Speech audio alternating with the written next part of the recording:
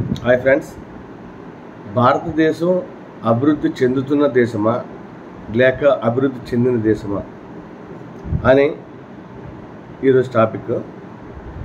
ఇదే క్వశ్చను రాజకీయ నాయకులకి అడిగితే అభివృద్ధి చెందుతుంది, ఆల్రెడీ చెందేసింది, ఇలా రకరకాలుగా చెప్తారు. అదే ప్రజలకు అడిగితే నేను చిన్నప్పటి నుంచి అభివృద్ధి చెందుతున్న దేశం కింద వింటున్నానండి అని చెప్తారు కదా. కానీ మన తర్వాత తరం కూడా ఏం చెప్తారంటే అభివృద్ధి చెందుతున్న దేశం అనే చెప్తారు. మరి అభివృద్ధి ఎప్పుడు చెందుతుంది? ఎప్పుడు అభివృద్ధి చెందదు. భారతదేశం అభివృద్ధి చెందదు. చెందిన దేశం కింద మనం వినాలంటే ఎన్ని తరాలు వెయిట్ చేయాలో నాకు తెలియదు. ఎందుకు ఈ మాట చెప్తున్నానంటే దానికి కారణాలు ఉన్నాయి. ఫస్ట్ కారణం మీడియా దరిద్రం. నా చిన్నప్పుడు దూరదర్శన్లో న్యూస్ వచ్చేది. 22 నిమిషాలు చెప్పేవారు, లేదా 20 నిమిషాలు చెప్పేవారు న్యూస్. ప్రతిదీ ఇంపార్టెంట్, చాలా జాగ్రత్తగా ఏరి కోరి ప్రజలకు అందించేవారు. ఆ న్యూస్ వినడానికి చాలామంది టీవీల దగ్గరికి వచ్చేసేవారు. కానీ ఇప్పుడు 24 గంటలు న్యూస్ వస్తుంది. అన్నీ అబద్ధాలే. ఎందుకు అబద్ధాలంటే ఆ టీవీ ఛానల్స్కి ఎవరు స్పాన్సర్ చేస్తారో వాళ్ళ కోసం మంచి చెప్తారు, అవతల వాళ్ళు వీళ్ళకి పడని వాళ్ళ మీద చెడు చెప్తారు. జనాల్ని ఎర్రి సన్నాసుల్ని చేస్తున్నారు ఈ మీడియా. మరి ఈ దరిద్రాన్ని అరికెట్టేది ఎవరు?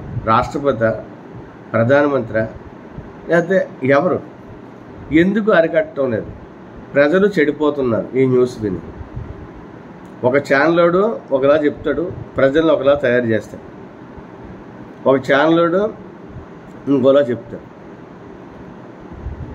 ఏదో ఒక ఇన్ని ఛానల్లో ఒక ఛానల్ ఏదో ఉన్నట్టుంది, పేరు చెప్పకూడదులేండి. కొంత నీతి ఉంది ఆ ఛానల్కి, మిగతా ఛానల్స్ని పట్టించుకోదు ఆ ఛానల్. కొంత నీతి మీద నిలబడి ఉన్నట్టే ఆ ఛానల్. అయితే ఈ దరిద్రాన్ని ఎందుకు ఆపట్లేదు? ప్రజల్ని ఎందుకు ఎర్రి సన్నాసులు చేస్తున్నాయి మీడియా?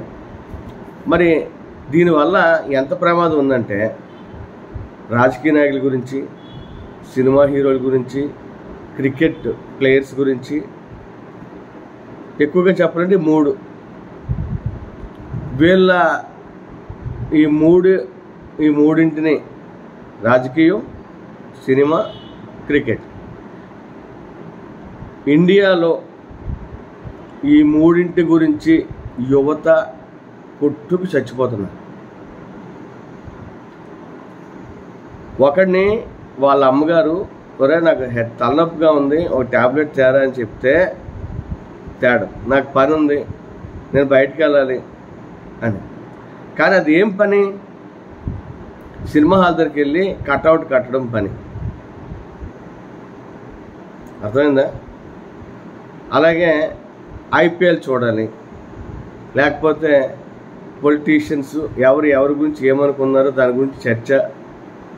ఇందులోనే యువత మునిగి తేలుతున్నారు తప్ప ఒక పక్కనున్న దేశం చైనా దేశంలో ప్రజలు ఎలా జీవిస్తున్నారు, వాళ్ళు దేనికోసం నిలబడుతున్నారు, దేశం కోసం ఎలా నిలబడుతున్నారు, ఎన్నో రకాల ఐటమ్స్ని ఎలా తయారు చేయగలుగుతున్నారు, జనాన్ని, ఆ యువతని, ఆ మొత్తం చైనా దేశం ఎలా ఉపయోగించుకుంటుంది అని ఎవ్వరూ తీరు ఆలోచించరు. ఇక్కడ మాత్రం కుటుంబం అక్కర్లేదు, భవిష్యత్తు అక్కర్లేదు, ఈ మూడింటి చక్రంలో నలిగిపోతుంది. రెండోది, రాజకీయ నాయకులు, ఎమ్మెల్యేలు, ఎంపీలు ఉన్నాయి కదా, లిస్ట్ ఉంది కదా, కార్పొరేట్ దగ్గర నుంచి లిస్ట్ ఉంది కదా. వీళ్ళందరికీ ఎందుకు అంతే జీతాలు ఇవ్వాలి? మళ్ళీ వాళ్ళు ఓడిపోయాక పెన్షన్లు ఎందుకు ఇవ్వాలి? వాళ్ళకి బంగ్లాలు ఇవన్నీ ఎందుకు కేటాయించారు? ఒక రాజకీయ నాయకుడు పోటీ చేశాడు, గెలిచాడు. ఆయనకి ఏదో పార్టీలో ఉన్నాడో లేకపోతే ఇండివిజువల్గా ఉన్నాడు. ఆయనకి ఎంతో జీతం నిర్ణయించారు, ఇస్తున్నారు. మరి మిగతావన్నీ ఎందుకు? ప్రజలకి సేవ చేస్తానని చెప్పి ఒక రాజకీయ నాయకుడు కోట్లు ఖర్చు పెట్టి వస్తున్నాడు రాజకీయాల్లో. సేవ చేయడానికి కోట్లు ఖర్చు పెట్టడం అవసరమా? ఏ రకమైన సేవకి కోట్లు ఖర్చు అవుతాయి? ప్రజాసేవకి ఖర్చు అవుతాయి. రాజకీయంలో వచ్చి గెలవడం కోసం కోట్లు ఖర్చు పెట్టేది అది ప్రజాసేవ అవ్వదు. అందరికీ తెలుసు. ఈరోజు నేను కొత్తగా చెప్పక్కర్లేదు. దీనివల్ల చాలా డబ్బు దుర్వినియోగం అయిపోతుంది. ఫర్ ఎగ్జాంపుల్, అసెంబ్లీ పార్లమెంట్లో ఒక క్యాంటీన్ నడుపుతారు కదా, అక్కడ రేట్స్ ఎంత తక్కువ ఉంటాయి తెలుసా? మరి వాళ్ళు అంత జీతాలు తీసుకొని ఇంకా వేరే రకంగా డబ్బులు వస్తాయి వాళ్ళకి. అలా డబ్బులు తీసుకొని అంత ధనవంతులకి అంత తక్కువ రేటుకి ఫుడ్ ఎందుకు పెడుతున్నారు? అక్కడ ప్రజాస్వామ్యం కదా ఖర్చు పెడుతున్నారు. ఒక రాజకీయ నాయకుడు విదేశాలు వెళ్ళాల్సి వస్తుంది.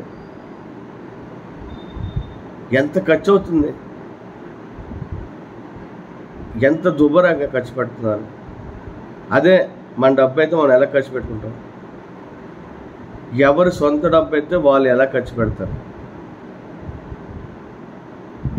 ఇది ఒక కారణం. ఇలాగా చెప్పుకుంటూ పోతే కారణాలు బోల్డ్ ఉన్నాయి. అందువల్ల భారతదేశం అభివృద్ధి చెందింది అని మనం వినాలంటే ఎన్నో తరాలు వేచి చూడాల్సిందే. ప్రజలు, అందులో యువత, వాళ్ళ భవిష్యత్తు గురించి ఏమాత్రం భయపడటం లేదు. ప్రభుత్వాలు ఉచితంగా ఏవో ఇస్తున్నారు, తింటున్నాం, లేదా ఎలాలా బతికేస్తాం అనే తప్ప ఒక డిగ్నిఫైడ్గా మంచి లైఫ్ లీడ్ చేయాలి, మనం బాగా చదువుకోవాలి, ఈ రాజకీయం, ఈ క్రికెట్, సినిమా తిండి పెట్టవు, మనం శుభ్రంగా చదువుకొని మంచి జాబ్ తెచ్చుకుంటే మన లైఫ్ బాగుంటుంది అని ఆలోచించే జనాలు, యువత ఎంతమంది ఉన్నారు? భారతదేశం మొత్తం మీద ఒక దరిద్రం ఉంటే ఆంధ్రప్రదేశ్లో ఇంకో దరిద్రం, దానికి మించిన దరిద్రం. ఇక్కడ మాత్రం వాళ్ళ పేరెంట్స్ని కానీ వాళ్ళ కుటుంబ సభ్యుల్ని కానీ ఏమన్నా పట్టించుకోరు, కానీ వాళ్ళు అభిమానించే నాయకుడిని మాత్రం ఏమనంటే కట్టలు తెంచుకొని వచ్చేంత కోపం. ఎందుకో మరి. అదే వాడికి బాగులేకో లేకపోతే వాడి కుటుంబ సభ్యులు ఎవరికో జబ్బు చేసో హాస్పిటల్ పాలైపోతే అక్కడ అప్పు చేసి బెల్లం పుస్తులు అమ్మి తాకట్టు పెట్టి ఆ డబ్బు తెచ్చి వైద్యం చేసి బాగు చేయించుకుంటారు. మరి అప్పుడు ఎంత పిచ్చైపోయి ఎవరినైతే ఇష్టపడుతున్నాడో రాజకీయ నాయకుడు గురించి పిచ్చైపోతున్నాడు కదా వీడు, వాడేమైనా డబ్బు సాయం చేస్తాడా? వీడు వాడి దగ్గరికి వెళ్ళగలడా? చిన్న ఆలోచన, చిన్న థింకింగ్ చేస్తే అర్థమైపోద్ది. మనం ఎంతలో ఉండాలో అంతలో ఉండాలి. లిమిట్స్ దాటితే వేస్ట్, ఇంకా లైఫ్ అయిపోయినట్టే. అంతా తెలుసుకున్నాక వెనక్కి తిరిగి చూస్తే ఏముండదు అక్కడ. అందువల్ల ముందే తెలుసుకోవాలి అందరూ కూడా. Thank you.